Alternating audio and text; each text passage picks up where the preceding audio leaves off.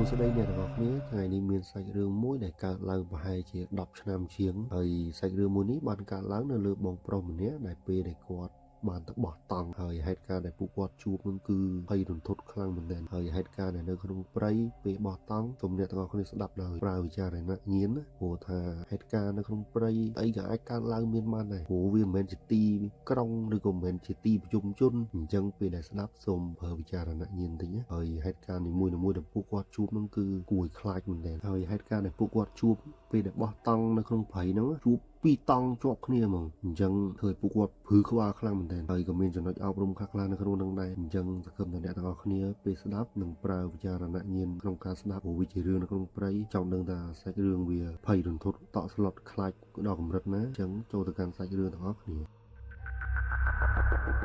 ផ្ដើមនៃសាច់រឿងដំបូងមានបងប្រុសម្នាក់ដែលគាត់មានឈ្មោះថាថនហើយបងថនគាត់គឺជាមនុស្សម្នាក់ដែលគាត់បោះតង់នៅពេលដែលគាត់ទំនេរពីការងាររបស់គាត់គឺជាមនុស្សដែលចូលចិត្តបោះតង់ខ្លាំងហើយការបោះតង់របស់គាត់គឺជាមនុស្សដែលចូលចិត្តបោះតង់បែបជាក្រុម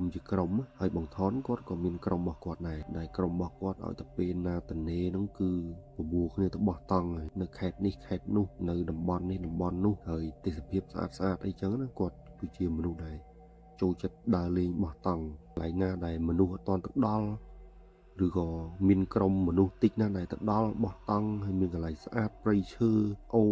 ស្ទឹងអីហ្នឹងស្អាតអីហ្នឹងដឹងតែក្រុមពួកគាត់មិនដែលចេះរំលងចន្លោះណាមួយទេហើយពួកគាត់ទៅបោះតង់ហ្នឹងមិនមែនតឡងមូលទេណាអ្នកទាំងអស់គ្នាដឹងហើយអ្នកបោះតង់តែងតែមានរបស់ការពារហើយមិនអត់ទេមិនថាផ្លូវភ្លឺឬផ្លូវល្ងឹតអីចឹងតែតែមានហើយមិនអត់ហើយបងថនចឹងក៏ដូចគ្នាចឹងគាត់បោះតង់គាត់ក៏មានរបស់ការពារផ្លូវភ្លឺផ្លូវល្ងឹតអីចឹងទៅហើយបងថនគាត់និយាយថាតាំងពីចេះបោះតង់មកគាត់អត់មានដៃជួបបញ្ហាអីទេសុខសប្បាយរហូតមិនថាផ្លូវភ្លឺផ្លូវល្ងឹតអីចឹងគាត់មួយមិត្តភក្តិគាត់បោះតង់ជាក្រុមចឹងអត់ដៃជួបបញ្ហាទេទាំងតែពេលទៅទាំងតែពេលមកធម្មតាសុខសប្បាយតាមផ្លូវទៅគេងកន្លែងតាណាតាណីសុខសប្បាយរហូតអត់អីទេហើយស្រាប់តែមានថ្ងៃមួយបងថនហើយនឹងក្រុមរបស់គាត់ក៏មានគម្រោងគិតថាចង់បបួលគ្នាទៅបោះតង់នៅឯខេត្តមួយនៅឯតំបន់មួយមានព្រៃឈើព្រៃភ្នំស្រស់ស្អាតខ្លាំងមែនទែនហើយកន្លែងហ្នឹងអត់ទាន់ដូចជាអត់សូវទាន់មានអ្នកទៅដល់អីច្រើនណាស់ណាទេអញ្ចឹងតនឱកាសល្អទៅឲ្យបានមុនគេហើយណាមួយបងប្អូនដឹងស្រេចអីឲ្យតែតាណាមានមនុស្សនឹងតានឹងមានសម្រាមអីពេលខ្លះអ្នកខ្លះអត់ចេះសម្អាតអត់ជួយសម្អាតជួយអីទេតែអ្នកខ្លះគេក៏ជួយសម្អាតជួយអៀងទៅគេជួយសម្អាតព្រៃភ្នំព្រៃឈើកន្លែងដែលគេបោះតង់អញ្ចឹងគេជួយសម្អាតហើយដើម្បីឲ្យអ្នកក្រោយៗទៀតមកដើម្បីឲ្យឃើញទេសភាពស្អាតកុំឲ្យមានសម្រាមញ៉ៃញ៉ៃអញ្ចឹងពួកគាត់ក៏មានគម្រោងទៅតំបន់ព្រៃភ្នំមួយហ្នឹងឲ្យបានមុនគេហើយណាមួយទៅហើយទៅតន់មនុស្សគាត់តិចអញ្ចឹងណាអាហ្នឹងគំនិតរបស់គាត់គិតពេលហ្នឹងណាបងថនណាហើយពេលហ្នឹងបងថនហើយនឹងក្រុមបោះតង់របស់គាត់ហ្នឹងមួយមិត្តភក្តិគាត់ហ្នឹងមានគ្នាប្រហែលជា5-6នាក់ហ្នឹងក៏សម្រេចចិត្តទៅបោះតង់នៅឯតំបន់មួយហ្នឹងហើយស្រាប់តែដល់ថ្ងៃដែលត្រូវទៅបោះតង់ហ្នឹងណាណាត់គ្នាដាក់ថ្ងៃគ្នាហើយណាដល់ថ្ងៃដែលត្រូវបោះតង់ហ្នឹងហើយបងថនគាត់ថាទូរស័ព្ទគាត់ថ្ងៃហ្នឹងស្ងាត់ជ្រាបអត់ដូចកាលថ្ងៃទៅបោះតង់រាល់ដងឲ្យតែពេលបោះតង់រាល់ដងទូរស័ព្ទមិនដែលចេះតនេមិនឲ្យតែថាដល់ថ្ងៃតេផងផ្ញើសារផងណាត់គ្នាដាស់គ្នាអញ្ចឹងណាទឿនគ្នាឲ្យស្រួតរៀបចំអវ៉ាន់អីចឹងណាតែដល់ពេលដល់ថ្ងៃដែលត្រូវណាត់គ្នាទៅហ្នឹងអាតំបន់មួយហ្នឹងម្នាក់អត់មានល្វីល្វល់ខ្វាយខ្វល់អីទេប្រៀបដូចជាអ្នកអត់ចង់ទៅអញ្ចឹងឬក៏ដូចមនុស្សអត់បានណាត់គ្នានិយាយគ្នាអញ្ចឹងស្ងាត់ជ្រាបហើយដល់ពេលបងថនគាត់រៀងមួម៉ៅដែរដោយសារគាត់ណាត់គ្នាហើយគាត់អវ៉ាន់គឺទម្លាប់របស់គាត់គឺរៀបចំឲ្យទុកយូរហើយឧទាហរណ៍ថាខាងស្អែកត្រូវទៅអញ្ចឹងបងថនគាត់រៀបចំទុកមុនឡើង1ថ្ងៃទៅ2ថ្ងៃអានេះគឺជាទម្លាប់របស់គាត់ដើម្បីកុំឲ្យទៅដល់កន្លែងបោះតង់ភ្លេចនេះភ្លេចនោះអីចឹងអានេះគឺជាទម្លាប់របស់គាត់ហើយដល់ពេលដល់ថ្ងៃដែលត្រូវទៅហ្នឹងក្រុមរបស់គាត់មានប្រហែលជា5-6នាក់ហើយស្រាប់ដល់ពេលដល់ថ្ងៃដែលត្រូវទៅហ្នឹងបែរជាមានតែអ្នកទៅតែម្នាក់នោះទេហើយអ្នកម្នាក់ហ្នឹងគឺជាអ្នកដែលស្គាល់ផ្លូវទៅតំបន់បោះតង់មួយកន្លែងហ្នឹងដែលពួកគាត់មានគម្រោងទៅហ្នឹងហើយបងម្នាក់ហ្នឹងគាត់ឈ្មោះថាសីហាហើយបងថននិងបងសីហាក៏សម្រេចចិត្តថានាំគ្នាទៅតែ2នាក់ក៏បានដែរដោយសារតែក្រុមរបស់ពួកគាត់ប្រហែលអ្នកទៀតហ្នឹងគឺដល់ថ្ងៃគឺធ្វើស៊ីគ្នាមិនដែលខ្លះរវល់ខ្លះអត់មកខ្លះឈឺខ្លះអីចឹងទៅហើយដល់ពេលអញ្ចឹងគាត់រៀងមួម៉ៅដែរគាត់ថាអញ្ចឹងទៅតែ2នាក់ក៏បានដែរចឹងហើយស្រាប់តែពេលហ្នឹងប្អូនរបស់បងសីហាហ្នឹងគាត់សុំទៅដែរហើយបងសីហាក៏អត់ចង់ឲ្យទៅទេដោយសារតែ បងរបស់គាត់ហ្នឹងអត់ដែលមានបទសោតដើរព្រៃឬក៏ទៅបោះតង់អីចឹងអញ្ចឹងអត់ចង់ឲ្យបងគាត់ទៅទេតែដល់ពេលថ្ងៃហ្នឹងបងថនគាត់ឃើញថាក្រុមរបស់គាត់ហ្នឹងអត់បានទៅហើយណាមួយទៅបោះតង់គ្នាតិចទៀតហើយដល់ពេលអញ្ចឹងគាត់ក៏សម្រេចចិត្តថាឲ្យបងគាត់ទៅបងថនណាបងគាត់ទៅដែរហើយនេះជាលើកទី1របស់បងគាត់ឯដែលដើរបោះតង់ជាមួយគាត់អញ្ចឹងណាហើយអត់ដែលមានបបផ្សោតអីទេហើយបងគាត់ហ្នឹងឈ្មោះថាសៅហើយពេលដែលទៅហ្នឹងបងថនគាត់ក៏ប្រាប់បងគាត់ដែរណាបដៅណែនាំចឹងថាឯងចូលក្នុងព្រៃបោះតង់កុំឲ្យនិយាយនេះនិយាយនោះហើយស្ដាប់អញទៅធ្វើអីធ្វើនឹងទៅហើយបងមកគាត់បាទខ្ញុំដឹងហើយព្រោះនៅក្នុងព្រៃអត់ដូចនៅផ្ទះយើងទេព្រោះអីវាគឺជាតំបន់មួយដែលមានរឿងដែលមិនគួរកើតវាអាចនឹងកើតមានរឿងប្លែកចម្លែកហើយកុំឲ្យមាត់ញ៉ៃអីចឹងប្រេះផ្ដាស់អីចឹងទៅហ្នឹងបងថនគាត់បដៅណែនាំបងគាត់បញ្យល់ប្រាប់ព្រោះអីបងគាត់គឺថ្មីសុទ្ធហ្មងអញ្ចឹងបទពិសោធន៍ថ្មីនៅក្នុងជីវិតរបស់បងគាត់ហើយអញ្ចឹងគាត់ប្រាប់ណែនាំអញ្ចឹងថ្ងៃហ្នឹងពួកគាត់ទៅបោះតង់មានគ្នាតែ3នាក់ទេមានបងថនបងគាត់ឈូសៅហើយនិងបងសីហាហើយពួកគាត់ក៏ធ្វើដំណើរទៅតំបន់មួយកន្លែងហ្នឹងពួកគាត់នាំគ្នាធ្វើដំណើរទៅរហូតទៅដល់កន្លែងមួយហ្នឹងទីតាំងមួយហ្នឹងតំបន់មួយហ្នឹងគាត់ថាស្រស់ស្អាតខ្លាំងមែនតើទេសភាពមានព្រៃភ្នំមានអីស្អាតជាកន្លែងមួយដែលអត់សូវមានមនុស្សទៅដល់ហើយបរិយាកាសនៅជុំវិញខ្លួនល្អត្រជាក់ខ្យល់អាកាសក៏ល្អយល់រួមទៅ fresh ហ្មងទៅដល់ហ្នឹងហើយពួកគាត់ទៅដល់កន្លែងហ្នឹងរៀងថ្ងៃដែរហើយព្រោះអញ្ចឹងពួកគាត់ក៏បានចែកការងារគ្នាធ្វើអញ្ចឹងអ្នកខ្លះបោសសម្អាតកន្លែងហ្នឹងទៅដើម្បីរៀបតង់រៀបអីអញ្ចឹងហើយអ្នកខ្លះទៀតក៏បង្កាត់ភ្លើងអ្នកខ្លះក៏រៀបចំធ្វើម្ហូបធ្វើអីអញ្ចឹងទៅបែងចែកការងារគ្នាធ្វើហើយបញ្ជាក់ប្អូនរបស់បងថនហ្នឹងគឺគេងមួយបងថនក្នុងតង់ហើយមិត្តភ័ក្តិរបស់គាត់បងសីហាហ្នឹងគាត់គេងតង់ផ្សេងអញ្ចឹងតង់ទាំងអស់វាមាន2ហើយពួកគាត់តមតែរៀបចំរៀបអីហើយហ្នឹងធ្វើម្ហូបធ្វើអីហើយហ្នឹងវាខ្ទង់ម៉ោង6 7យប់បាត់ហើយអញ្ចឹងពួកគាត់ក៏នាំគ្នាញ៉ាំបាយញ៉ាំអីអញ្ចឹងទៅហើយត្រឡប់បងបង្ថនមួយទៀតពេលដែលគាត់ញ៉ាំបាយញ៉ាំអីអញ្ចឹងទៅធ្វើម្ហូបទៅគាត់ដាក់សែនដាក់អីឲ្យគេអញ្ចឹងព្រោះគឺជាជំនឿអញ្ចឹងណារបស់គាត់ហើយណាមួយនៅក្នុងព្រៃភ្នំទៀតកន្លែងបោះតង់មួយទៀតគឺគាត់ធ្វើជារឿយជាទម្លាប់របស់គាត់ហើយក្រុមបងបង្ថនហ្នឹងហើយនឹងបង្ថនក៏ដូចគ្នាដែរហើយពេលហ្នឹងបង្ថននឹងមិត្តភ័ក្តិគាត់រៀបចំនាំគ្នាញ៉ាំបាយញ៉ាំអីអញ្ចឹងទៅហើយបង្ថនគាត់ក៏បាយមិនតិចសាច់មិនតិចនៅលើលឹកឈើអញ្ចឹងទៅដាក់សែននៅគេមិនតិចអញ្ចឹងណាហើយពេលហ្នឹងបងអូនមកបងថនគាត់ក៏ទៅឈឺនោមហើយបងថនហើយនឹងមិត្តភ័ក្តិគាត់បងសីហាហ្នឹងគាត់រៀបចំញ៉ាំបាយប្រើហើយស្រាប់តែពេលហ្នឹងបងអូនមកបងថនហ្នឹងគាត់ដើរមកវិញហើយគាត់សុំទឹកសុទ្ធម្ដងហ្នឹងទៅបងថនគាត់ក៏ហុចឲ្យទៅហើយដើរទៅក្រោយតង់ទៅមកផ្លែទេមកវិញអស់ទឹកសុទ្ធបាត់ហើយបងថនថាអានេះមកបាយឯងផឹកទឹកឡើងច្រើនដបហ្នឹងទៅហើយបងគាត់ក៏អត់មាត់ដែរក៏នាំគ្នាអង្គុយញ៉ាំបាយញ៉ាំអីតាមធម្មតាអញ្ចឹងទៅឈៀលមើលទេសភាពមើលអីអញ្ចឹងទៅស្ដាប់សលេងចាប់សលេងអីយំ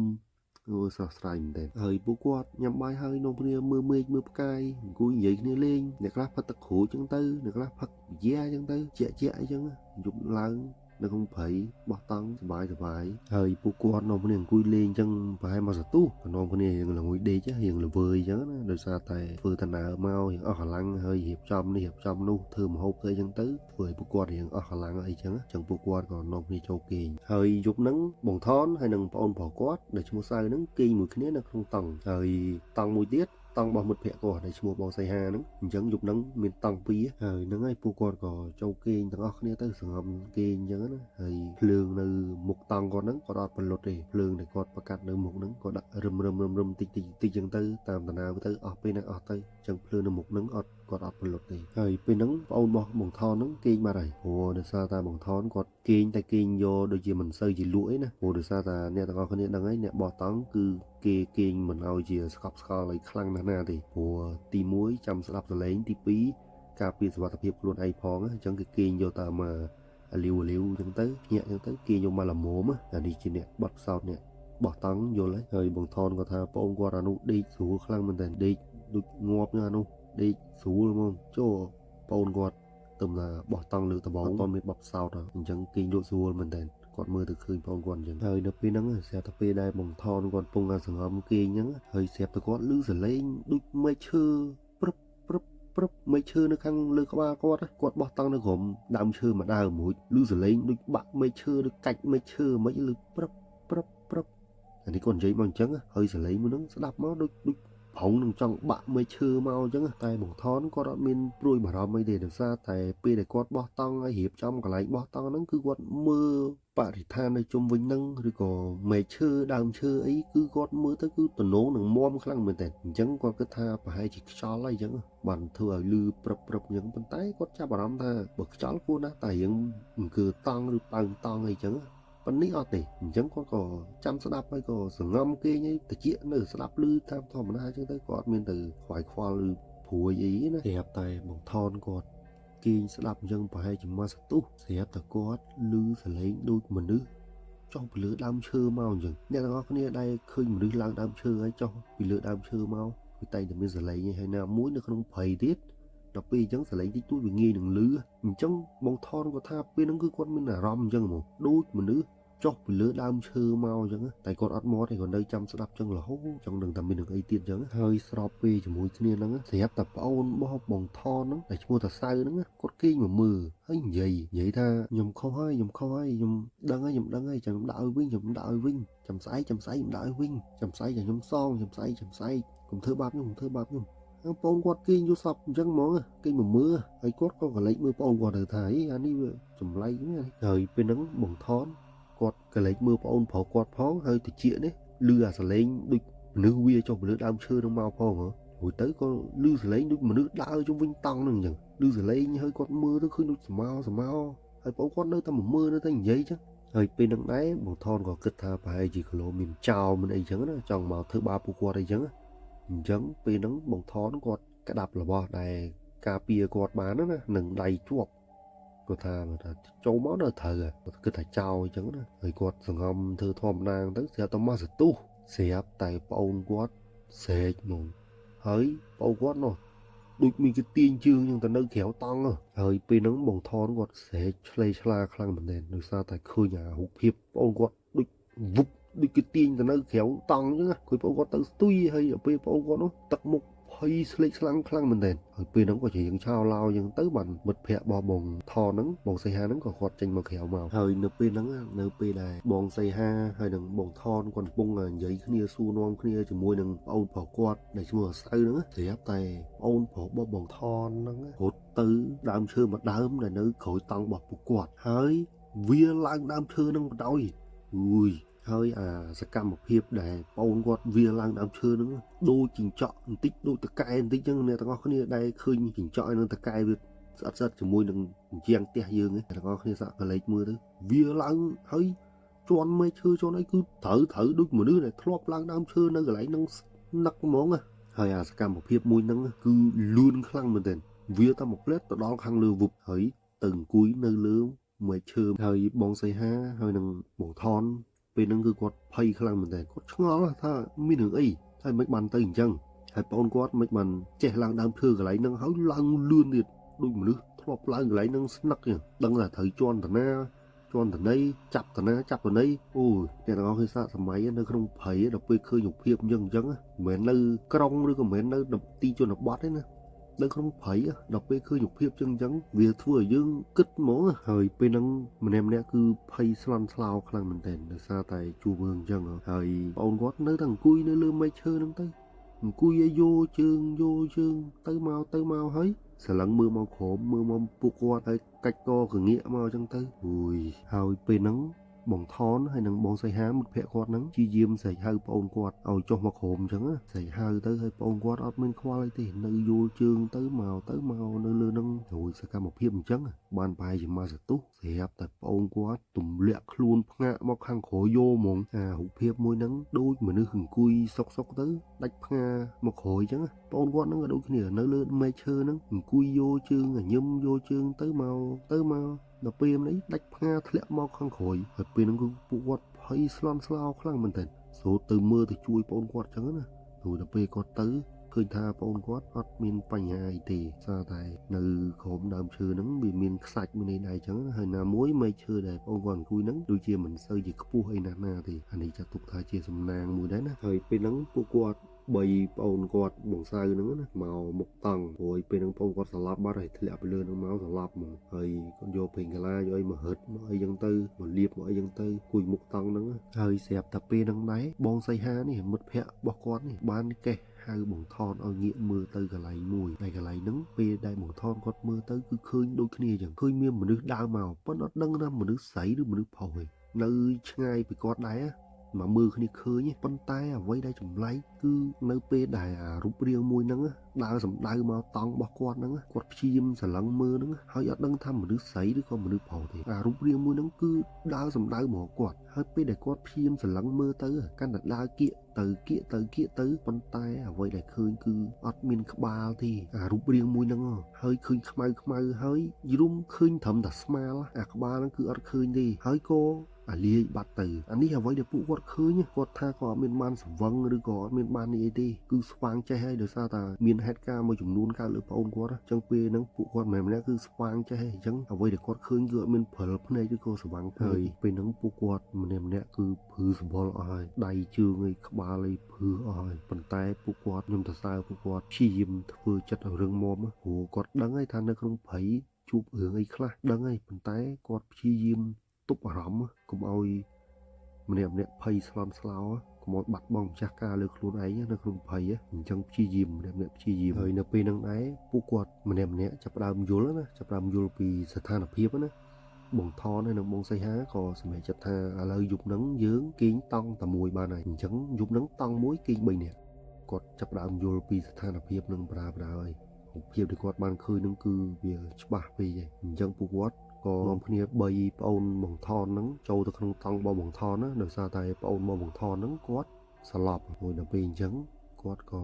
3ប្អូនបងថនហ្នឹងឲ្យចូលគេងនៅក្នុងហ្នឹងទៅហើយបងសីហាគាត់ក៏រត់ទៅតង់របស់គាត់ដើម្បីយក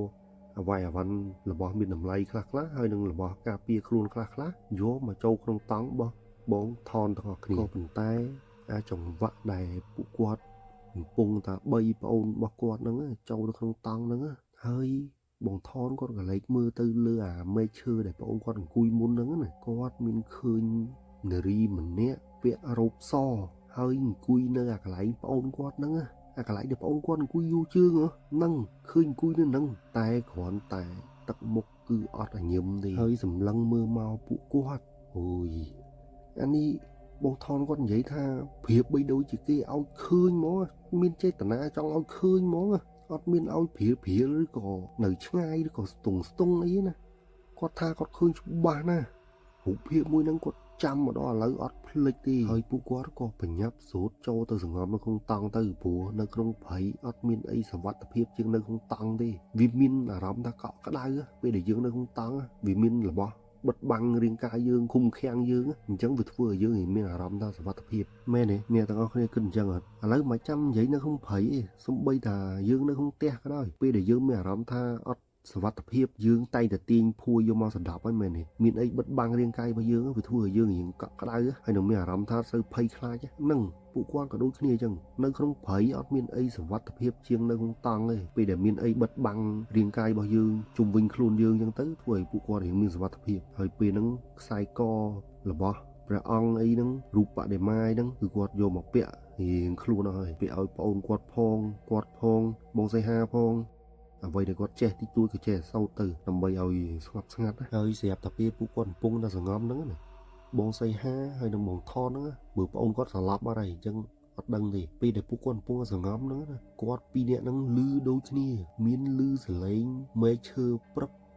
បពីខាងលើក្បាលរបស់ពួកគាត់ហ្នឹងលឺព្រឹប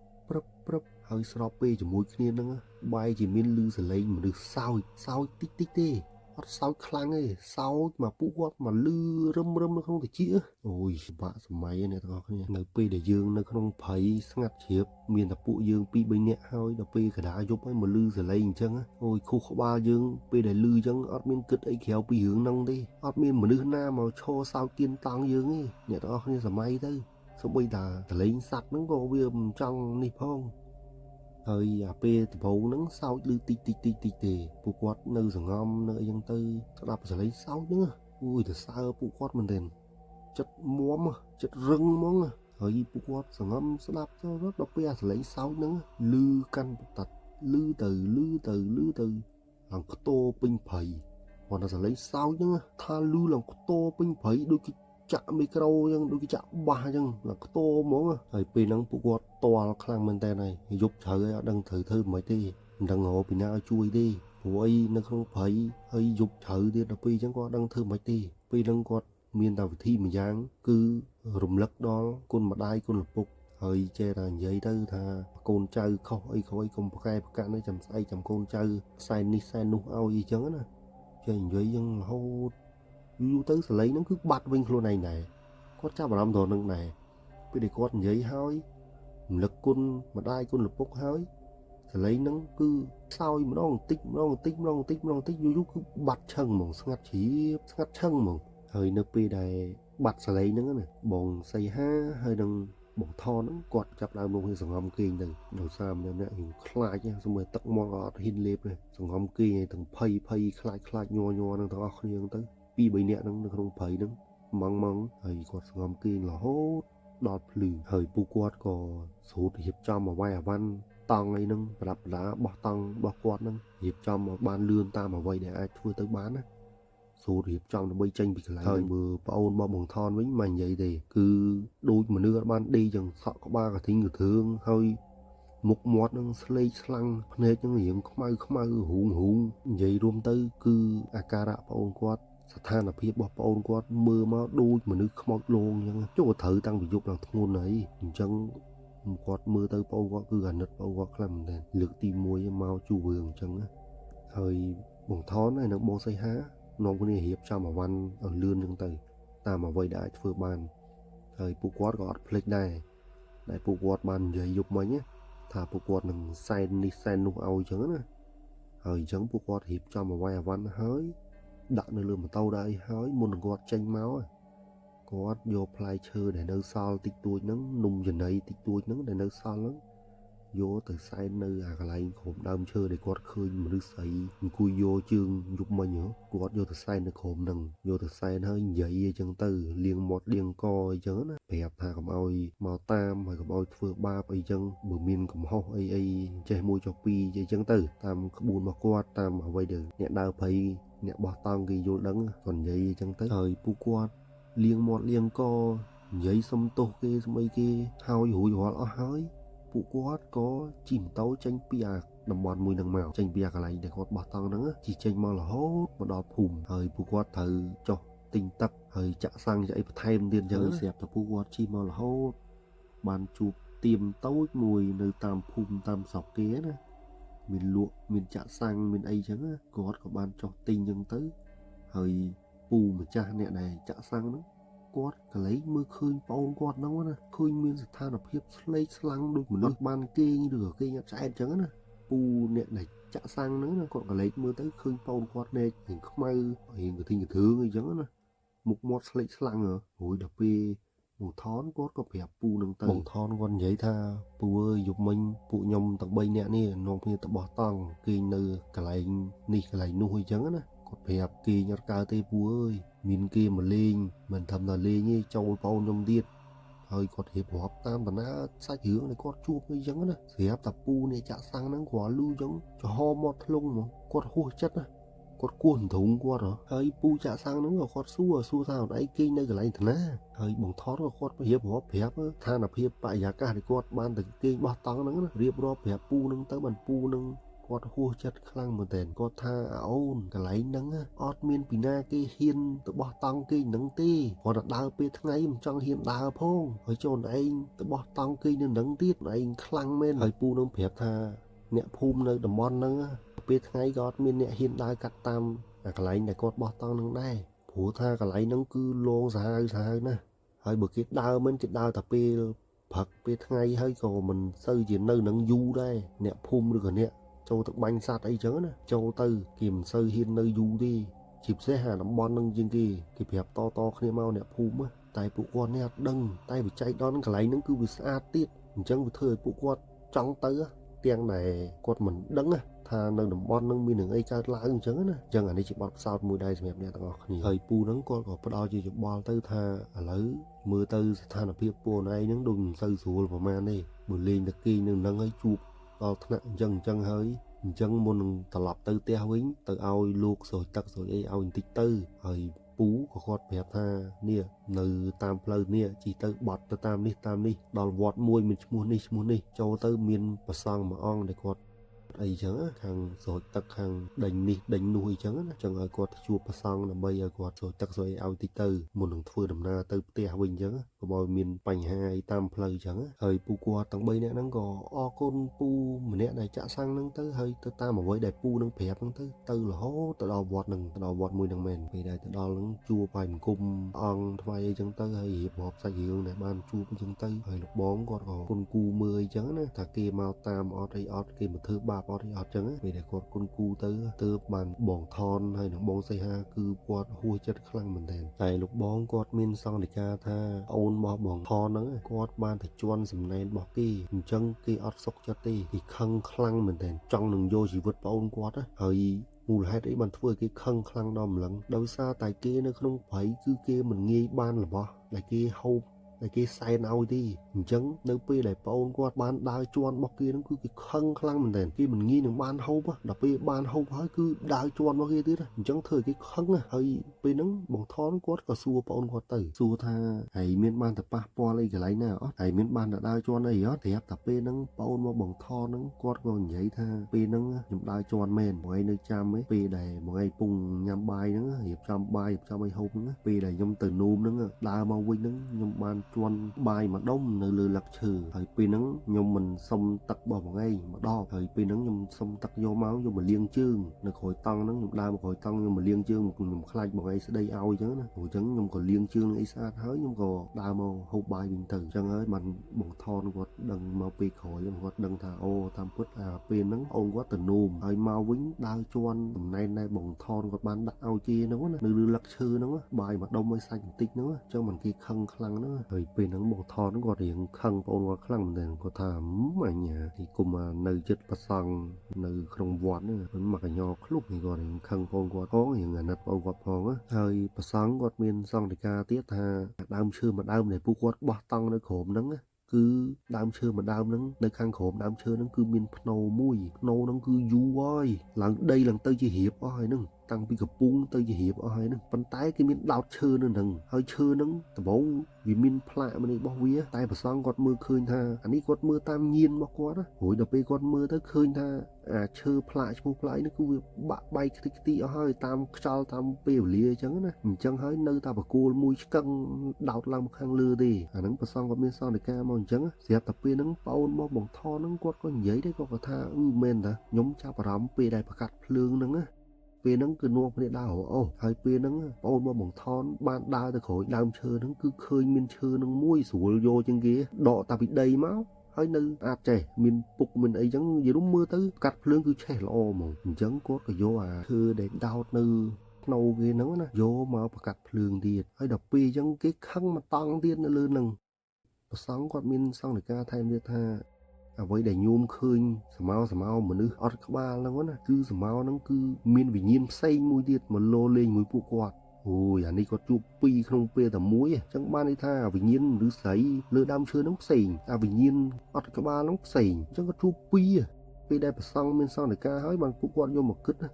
ខ្លាចខ្លាំងមែនទែនការនៅក្នុងភ័យស្អីក៏កើតឡើងបានដែរហើយប្រសង់មានសង្កេតការទៀតថាវិញ្ញាណដែលពួកគាត់ឃើញអត់មានក្បាលហ្នឹងណារូបរាងមួយហ្នឹងក៏យូរដែរយូរឆ្នាំដែរនៅកន្លែងហ្នឹងតែអត់ដឹងថាមូលហេតុអីទេបានជាវិញ្ញាណមួយហ្នឹងរូបរាងមួយហ្នឹងមកបង្ហាញខ្លួនឲ្យពួកគាត់ឃើញទេអត់ដឹងទេគីឡូចង់សុំបុណ្យឬក៏ចង់សុំសំណែនតិចតួចអីចឹងក៏មិនដឹងដែរណាហើយពួកគាត់ក៏សរុបហេតុការណ៍មកក៏យល់ថាអូកន្លែងដែលគាត់ទៅបោះតង់ហ្នឹងក៏មិនធម្មតាទេលើកទី1ដែលពួកគាត់ជួបតាំងពីចេះបោះតង់មកហើយប្អូនគាត់ក៏ដូចគ្នាលើកទី1ដែលចេះដើរបោះតង់តែបែកជួបរឿងអញ្ចឹងហើយពួកគាត់ក៏ឲ្យប្រសង់ស្រោចទឹកស្រោចអីចឹងទៅហើយក៏នាំគ្នាត្រឡប់មកផ្ទះវិញតាមធម្មតាទៅហើយពេលហ្នឹងគាត់ក៏និយាយដែរថាលែងជួបរឿងអីទៀតហើយតាំងពីប្រសង់គាត់ស្រោចទឹកស្រោចឲ្យធ្វើពិធីធ្វើឲ្យហ្នឹងណាលែងជួបអីដែរតាំងពីថ្ងៃហ្នឹងមកអូខេអញ្ចឹងហ្នឹងហើយនេះគឺជាហេតុការណ៍ទាំងអស់ដែលបានកើតឡើងនៅលើបងថនហើយនឹងមិត្តភក្តិគាត់នៅពេលដែលគាត់ទៅបោះតង់ហើយអ្នកទាំងអស់គ្នាយល់ឃើញមិនដែរសម្រាប់ខ្ញុំហេតុការណ៍កន្លែងដែលខ្ញុំខ្លាចជាងគេហ្មងគឺកន្លែងដែលប្អូនគាត់ វាឡើងទៅលើដើមឈើអើយនៅពេលដែលពួកយើងនៅក្នុងព្រៃស្ងាត់ហើយមានតែប្រមាណអ្នកគ្នាយើងហើយយប់ជ្រៅទៀតហើយអារូបភាពដែលគាត់បានឃើញហ្នឹងឃើញមនុស្សវាឡើងដើមឈើអូយដូចប្របាក់សម័យអ្នកទាំងអស់គ្នាវាឡើងដើមឈើហើយដូចតកែដូចជីងចក់អញ្ចឹងវាឡើងដើមឈើព្រុបព្រុបព្រុបតាមមួយផ្លែតទៅដល់មេឈើតាមពិតទៅបងអូនគាត់ដែលវាឡើងទាំងដែលជន់ត្រូវហ្នឹងតាមពិតខ្មោចព្រៃនៅហ្នឹងគេកាន់កាប់ដើមឈើហ្នឹងគេនៅដើមឈើហ្នឹងគឺគេដឹងថាត្រូវជន់តាណាអញ្ចឹងពេលហ្នឹងបានបងអូនគាត់វាឡើងទៅលឿនហើយជន់ត្រូវ